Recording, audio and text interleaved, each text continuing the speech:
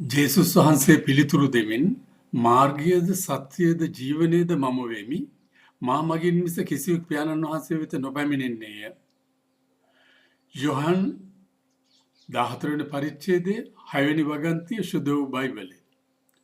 ලෝකයේ ඇති අති දැවැන්ත වූද බලවත් වූද අධිකාරීත්වයෙන් යුක්ත වූද ආందోලනාත්මක ප්‍රකාශය මෙසේ ජේසුස් වහන්සේ දුන් බව අපි දනිමු. මිනිස් බුද්ධිය හැකියාව සහ වෘත්තිය මගින් මැරෙන දවස දක්වාම ගොඩනගමින් තිබූ දේ ලෝකේ විනාශයට පත්වන දේවල් ලෙස වැටී ගිය බව පැහැදිලිය.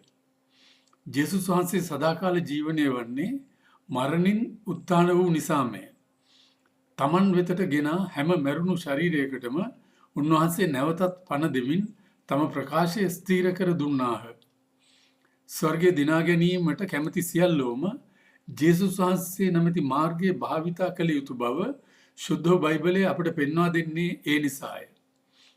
සත්‍යය නමැති ජේසුස් වහන්සේ භූදේශපාලනය, ආර්ථිකය, ස්වභාව ධර්මය සහ විද්‍යාව තාක්ෂණය ගැන දුන්නා වූ අනාවැකි අද දක්වාම අපේ ඇස් ඉදිරියේ සාර්ථකව ඉටු වෙමින් පවතී.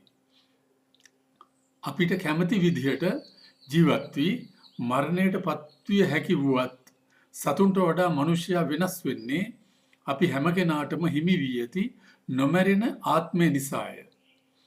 එබැවින් මාර්ගයේද සත්‍යයේද ජීවනයේද වන ජේසුස් වහන්සේව ප්‍රතික්ෂේප කිරීම තුළ අපිට විනිශ්චයට මුහුණ දී මැවුම්කරුවාණන්ගේ මාර්ගයට විරුද්ධව දඬුවමට යටත් වන්නට සිදුවන්නේ ජේසුස් වහන්සේ යනු මැවුම්කරුවාණන්ගේම මනුෂ්‍යත්වය නිසාය.